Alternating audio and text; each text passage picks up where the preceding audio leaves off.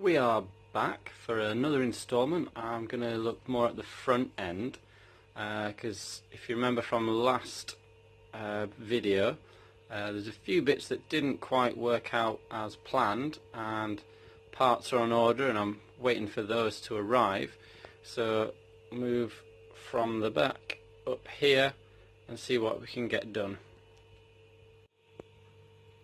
We'll be removing the front wheel, but because we're still kind of working on the bike as a whole, we're going to need to support under the engine here. We're not looking to support a great lot of weight here. We're not lifting the bike as such. It's just preventing it from tipping forwards unintentionally. We're also going to remove this guard as well, because I'm looking to switch that out for more of like a enduro or motocross. The caliper is going to be the first item to remove, and that's fairly straightforward with a couple of bolts here.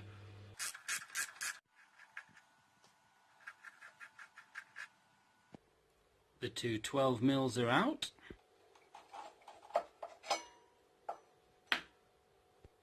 Front spindle next, 17 and 19. The speedo cable is still connected, but for intents and purposes of this one, we can just take this whole section away.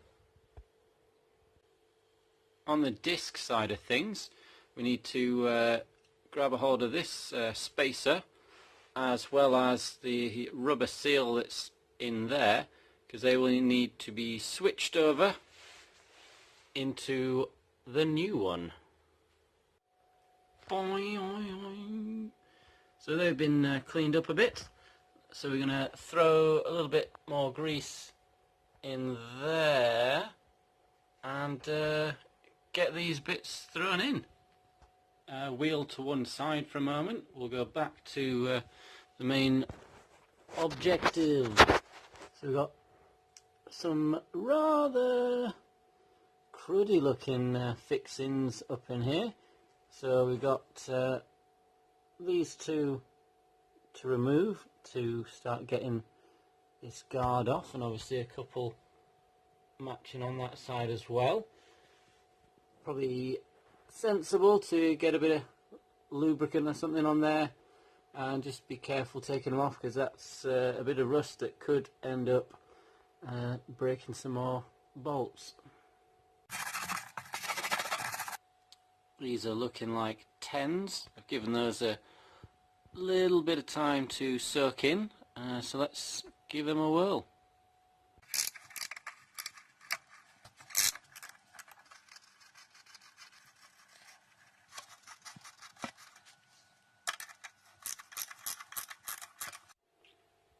All bolts removed, so this thing should start moving out. Tumble!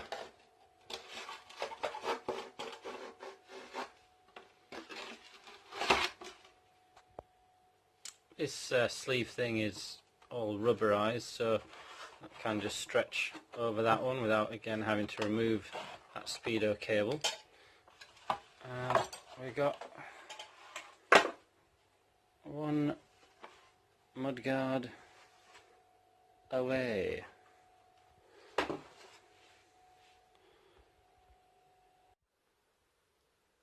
The forks were looking, well, starting to look a little bit flaky and whatnot in places, and this bracket was a little bit on the rusty side, so I've taken that off, given it a bit of a scrub down, and the legs, giving them a bit of a rub down, some abrasive paper, and I'll be doing probably black on this one, and then either going back with the silver or possibly something a bit more crazy.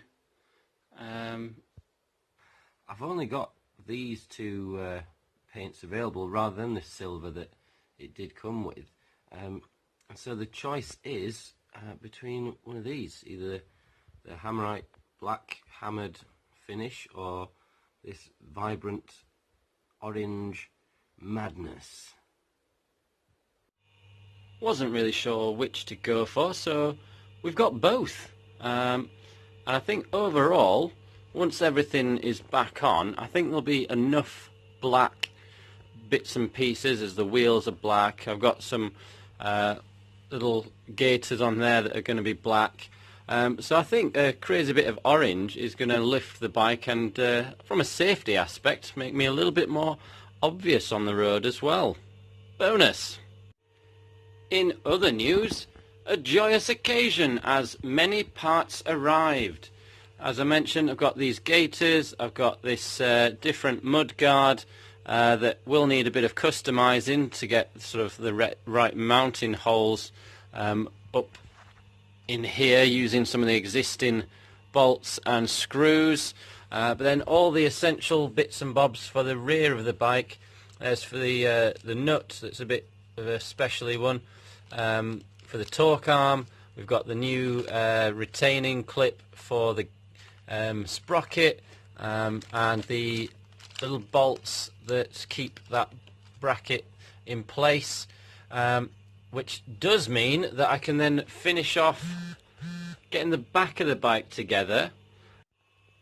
Over here we've got the bracket that was on the front forks, that keeps the caliper piping and whatnot safe and out of the way. There's another little part of it that clamps the hose to the bracket. That's all had a nice fresh coat of paint. Should last a little bit longer, look a little bit smarter.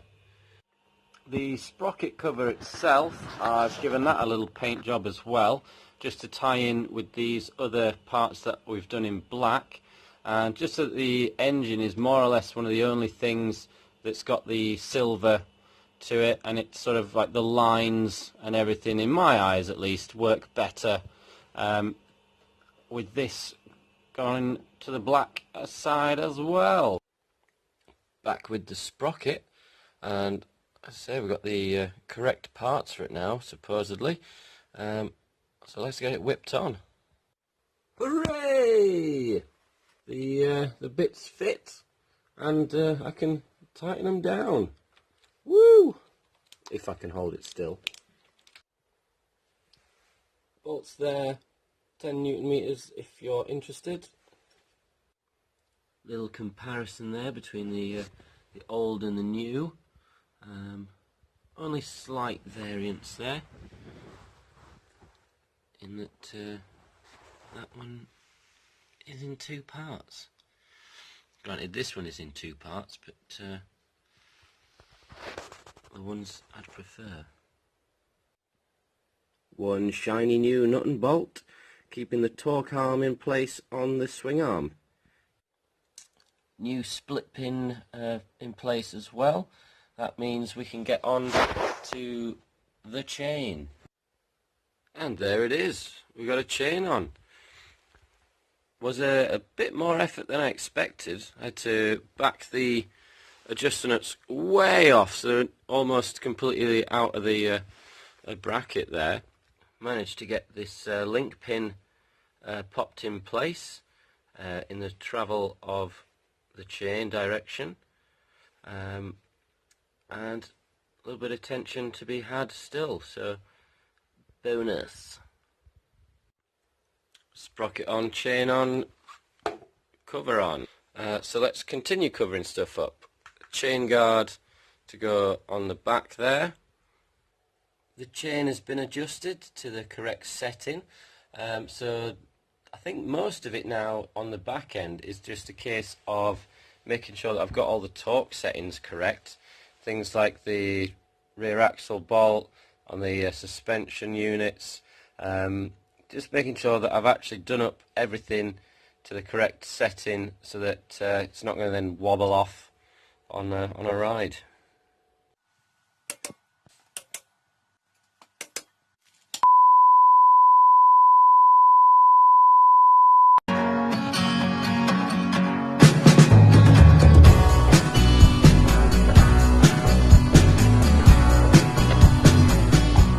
Monday!